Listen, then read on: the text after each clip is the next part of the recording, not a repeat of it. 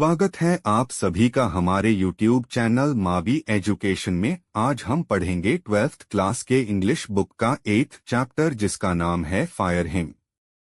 The burning Ghat erupted phosphorescence and wandering ghost lights frightened passers-by as moonlight scuttled among the bones. Once strolling at dawn past riverbank and ghat we saw embers losing their cruel redness to the grey ash that swallows all half-cooked limbs. शमशान घाट पर जलती चिताओं से चमकीली रोशनी उठ रही थी। इधर-उधर भटकती टिमटिमाती रोशनियां जो भूतिया सी लग रही थीं, राह चलते लोगों को डराती थीं।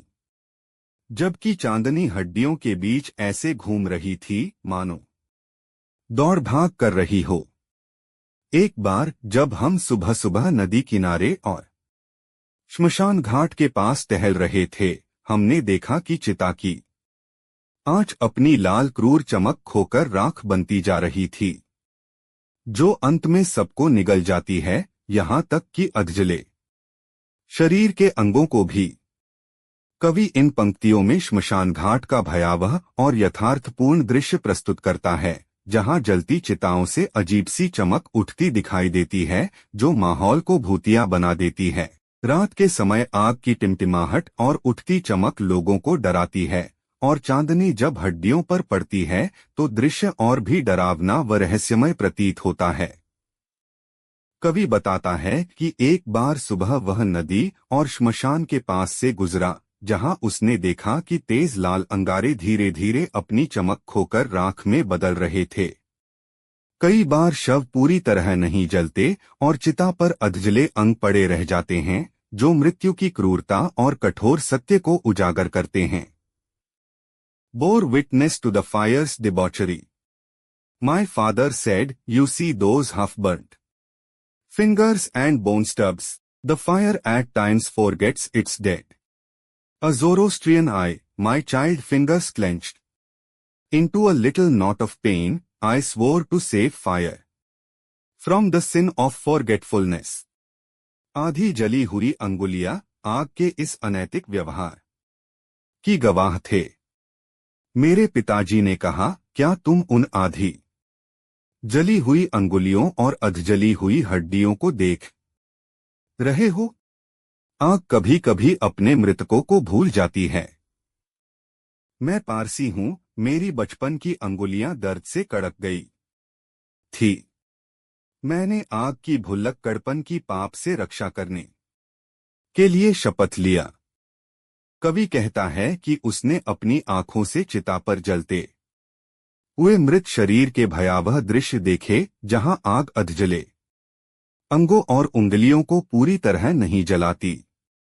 उसके पिता ने उसे बताया कि कभी कभी आग अपने मृतकों को भूल जाती है, यानी अधूरा छोड़ देती है।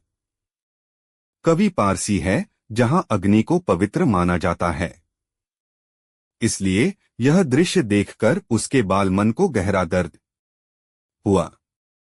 उसकी छोटी मुट्ठियां दर्द से कस गईं और उसने मन संकल्प किया कि वह आग को इस भूल के पाप से बचाएगा, अर्थात वह आग की पवित्रता, गरिमा और सम्मान बनाए रखेगा, ताकि आग मृतकों को अधूरा न छोड़े और भूलने जैसा पाप न करे। It never forgot, and 20 years since as I consigned my firstborn to the flames, the nearest tower of silence was 1,000 miles, the firm him said to me.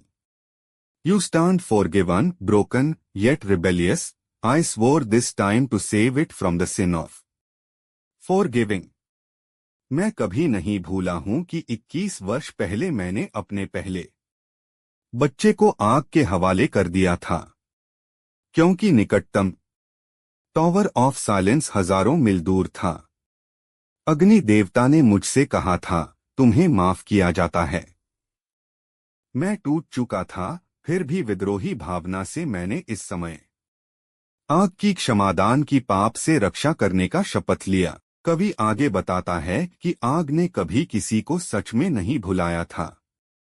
जब कवि ने 21 साल पहले अपने पहले बच्चे के मृत शरीर का अंतिम संस्कार किया तो उसे फिर से आग के सामने खड़ा होना पड़ा। उनके पारसी धर्म में मृत शरीर को टावर ऑफ साइलेंस में ले जाया जाता है, लेकिन वह स्थान 1000 मील दूर था, इसलिए उन्हें चिता अग्नि का सहारा लेना पड़ा। अंतिम संस्कार के समय धर्मग्रंथ में पढ़े गए पवित्र स्तोत्र ने जैसे कवि को संदेश दिया, तुम्हें क्षमा कर दिया गया है। लेकिन कवि के मन में दुख और विद्रोह दोनों थे। टूटे हुए हृदय के साथ उसने इस बार यह संकल्प लिया कि वह आग को क्षमा करने के पाप से बचाएगा, जैसे पहले बचपन में उसने उसे